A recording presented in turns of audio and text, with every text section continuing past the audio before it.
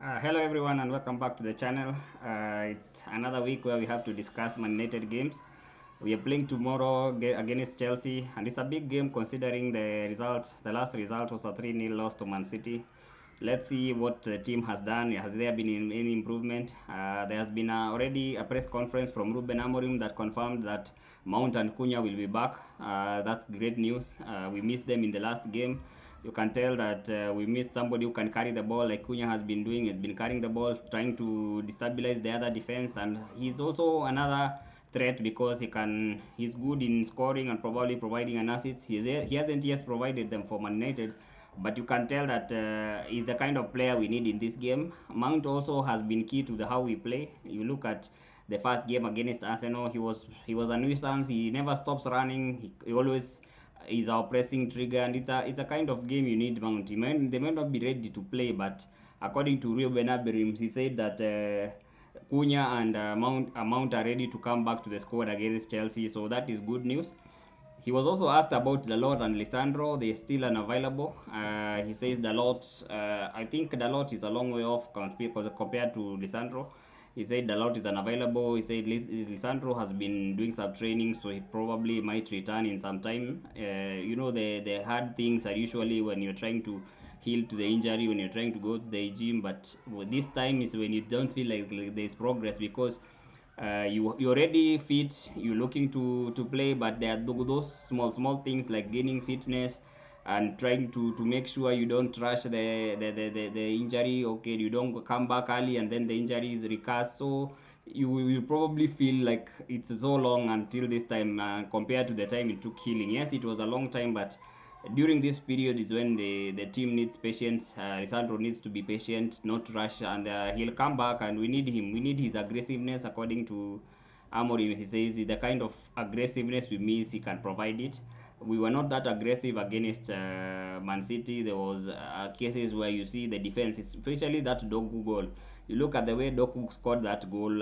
So probably three in a weak attempt at recovering the ball, and he was not back in position in time. If you look at Lisandro Martinez in that position, he'll probably take Doku out or probably do everything to win the ball. And even if he doesn't win the ball, he always goes back into position quickly. So that kind of aggression can be the difference in the box. And even in terms of attack, he's contributed to some of our best attacks. The goal, he provided some few assists last season. He scored some goals. So he's a key part of the team, and hopefully we can have him back soon. He was asked about Lisandro, and he said we miss Lisandro. So it's somebody I think who is so big in his plans. He can play in that last center back role, and he always is the one who looks most comfortable when he comes into midfield. He doesn't only play the defense; he also comes into midfield. He contributes to assists. He always has line breaking passes, very good assists. So the kind of player that he is, we need him, and hopefully he can stay fit for the rest of the season. He was also asked about Garnacho, which is strange because Garnacho is no longer his player. He answered it just in the same way. He said Garnacho is no longer a player. He's only focusing on the players that he has, the players that will play Chelsea, and if in case they wanted to know more about Garnacho, they could inquire from the Chelsea manager, which is ridiculous. I don't even know what they were aiming to get from that. So, but I think they are probably trying to destabilize the manager, seeing that he'll say something wrong to go with the headlines, but he just dealt with it very fine. He just told them Canacho is no longer our player. We have players that are training for the Chelsea game, and in case they want to know anything about those players, then they can ask questions about only that which he has under his control. He said he's not bothered about Garnacho. There was also some other news earlier in the day about meeting with Sir Jim Ratcliffe. He was asked about the meeting with Sir Jim Ratcliffe.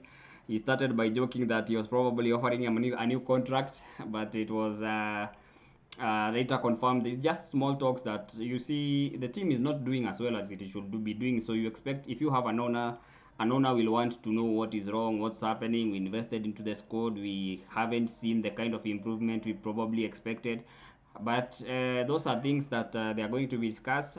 He said that he was offered support, the support they can offer the manager. He also spoke to Jason Wilcox. He also spoke to Omar Berada, the CEO. So those are talks you expect that they'll be happening from time to time, especially now that the team is not doing as well as it should be doing. The club has passed it on like it was something that was on the schedule. It's not a crisis thing. It's something that there was a scheduled meeting between Ruben Amorim and the owners at the top brass of the team. So it's something they are going to talk about, and I expect some of those talks will reassure Ruben of his opposition. Obviously, the management will also be thinking of replacement in case it doesn't work. So it's not usually streamlined in one way. They are going to be thinking about different things. If it doesn't work, then they can replace him. In terms of their game against Man City, he was asked about the game against Man City, of which he said, "We really played a good game up to the final third, because the decisions we made in the final third were not good enough," which I agree with. We seem to be playing very well, but when it comes to the final third, when it comes to shooting, when it comes to taking the right decision, that was something that is very worrying. They discussed that during the week. That is what they were working on. He was asked and he said that XG is useless if we don't win, which is sensible, because what's the point of having a lot of XG if you don't win? In fact, Man United are topping the league in the missed chances and the big chances created. So we are creating so many chances and we are not taking them. So that is also a source of concern. So it's good to hear that they were working on that. They have been working on those set pieces, because according to Amorim, Chelsea is one of the teams that has a lot of numbers in the box whenever there is specific set pieces. So it's good to see he recognized that that was a very big problem against Fulham. If you remember well, Baindi kept fumbling the ball. There was some chances he was fumbling. He was getting the ball in the corners. They were coming to him and he was not handling the ball well, and he probably you think Fulham could have scored from that. So Chelsea is also the team with a lot of numbers, especially when they have set pieces, when they have corners, when they have free kicks. So that is going to be a concern. The team has worked on that, and hopefully we can see an improvement, because we don't need to be giving in any needless chances to Chelsea. This is a game that is important. In the last 12, I think 12 years, Chelsea has not won at Old Trafford. Most of them have been draws. I think there have been 7 draws and around 4 or 5 wins for Man United. So it's a game that we do well in, and we hope we don't have to break that record. We can hopefully get a result, preferably a win. We need the points on the board to start getting to higher and higher. According to the expectations, Sajim was able to talk to Ruben Amorim and set him a European target. They understand that Champions League qualification might not be that straightforward, but they want him to try and hopefully at the very least get to Europa League. You see, the revenue is affected very much when you are not in Europe. In the Champions League, just qualification for Champions League and taking part in the 8 games, you're almost guaranteed of 100 million. So that is a lot of money to lose out on. In the Europa League, if you get to the final, you can get to 40, 50 million. So it's still half of that, but it's still better than nothing. So one of the things that you expect that a team like Man United should be able to play in the Champions League every season, I think Man United is a team that should be in Europe without a doubt. So that is one of the targets set. And if he has to achieve that, then one of the things that he has to do is to start winning against Chelsea. So hopefully we can start winning against Chelsea and see how we can take it from there, because they are the games that coming out of that we have. After that we have Brentford, then we have Sunderland. Those are winnable games for Man United. So if we can win or get a result, hopefully I want us to win. If you can win the game against Chelsea, then we can look to win the game against Brentford and Sunderland. And taking 7 or 9 points out of these last 3 games can put us comfortably in a good position in the table going into the international break. Then Ruben doesn't have to deal with the pressure that comes out of it, and he can focus on the game straight after the international break, which is Liverpool. In terms of the lineup, I think my predicted lineup, I would like to see Lamen start. It is, I think, Ben Jacobs, a very reliable journalist in Man United News, talked about Lamens was brought to be a future Man United first goalkeeper. So I think if he's a future Man United first goalkeeper, we should be trying him out as soon as possible, because Bind is not doing enough to prove that he needs to be the first keeper. And every game he's making a mistake. So if you are making a mistake leading to goal in every single game, that is going to be costly for the team, because we can't always be playing, especially these big games we play when already we are behind. So when you're already behind in one goal, it won't go well, because we are always having to chase the game. We are always having to know that we need to score 2 or 3, and in a time that we are not scoring that many goals, these games need to be close. The games needs to have everyone doing the basics right, everyone doing their job right, no big mistakes, because some of these games, especially the game that we had last season, went at 1-0. Just one goal. I think the goal where Reece James pinned Garnacho and put in a cross for Cucurella to score. So they are not going to be that many chances. So we need a goalkeeper that doesn't make mistakes. Hopefully we start getting Lamens into the game. Even if he has to make a mistake, but you can tell that we are building for the future, and he'll continue to learn from these games and get better and better. And he has a higher ceiling than Baindi, who doesn't seem to be improving at all. He still has those mistakes in him that don't seem to be going away. The goals that he's conceding, either he rushes or maybe goes down earlier than he should, gives the striker a chance to put in a chip. So he's making the strikers decisions for them, because the moment they see movement from him, then it becomes easier to slot in the goals. In the center back, up to now, we have had Shaw, Euro, and Delete starting as the three center backs, but I think it's time we had some change. I don't think I've been that confident with Shaw the way he's playing at left center back. He seems to be regressing.